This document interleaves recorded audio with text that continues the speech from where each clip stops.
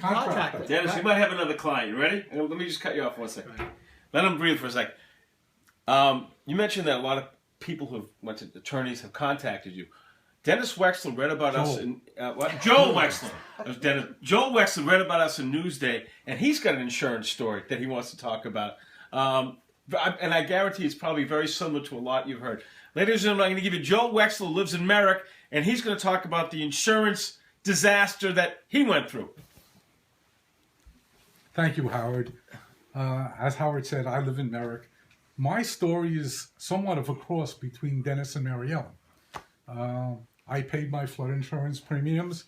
I had an adjuster come to my house after the flood, and I had $250,000 in structure, $100,000 in contents.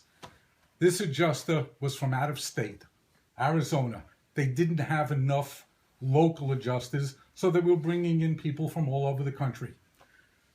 I'm showing the adjuster around my house, and I'm pointing out various things to the adjuster, and he looks at me and he finally says to me, "Mr. Wexler, don't bother anymore. You've already maxed out on your contents." Which to your average person means I'm going to get a check for my contents of $100,000. About a week later, I get a check for $24,611.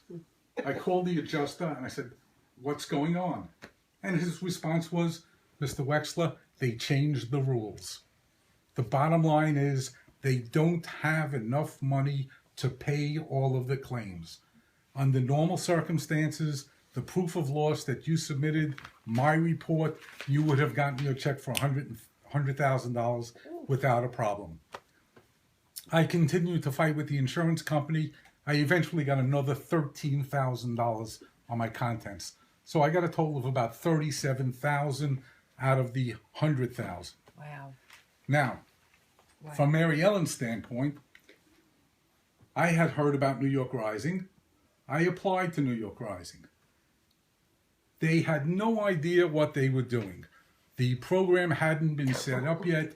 You talk to people from New York Rising, you go to the New York Rising headquarters in Freeport, and they keep telling you, they take down your information, your application is submitted, but we don't have our policies and procedures in place yet, and as soon as we do, we'll be in touch. In the meantime, I apply for an SBA loan. On my application for New York Rising, I tell them I have applied for an SBA loan. Okay? Nobody ever says a word to me that if I do get an SBA loan, I am going to be Duplication of benefits. the duplication of benefits, and I would not be eligible for New York Rising.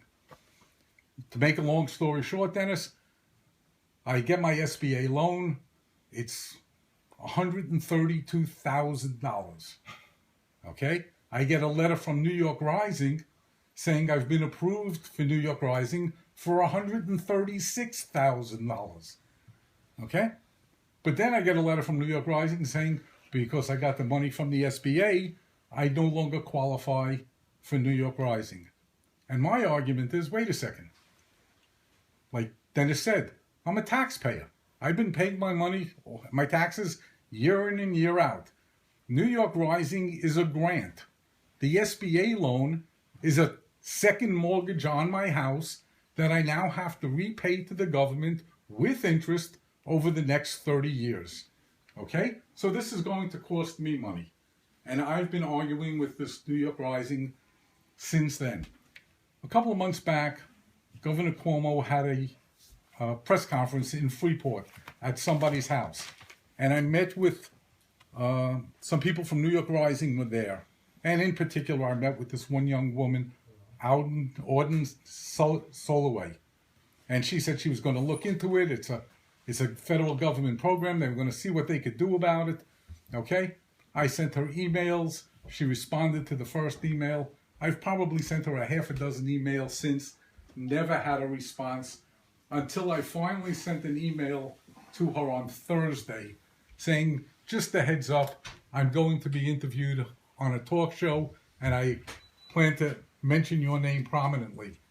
Don't you know, Friday, I got a response to my email basically saying, oh, it's a federal program and we're just really busy and we're going to try to get around to it. We're looking into it. So the bottom line is these people are either incompetent or they don't care. One of the two. No, it's both. It's a combination of the both of the two. Okay, it's as far as I'm concerned, this New York Rising is a sham. We'll never see a nickel out of it, and at this point, I'm just prepared that I'm going to have to live with this SBA loan for the next 29 years. Here's back to you, Howie. Dennis, I just will follow up.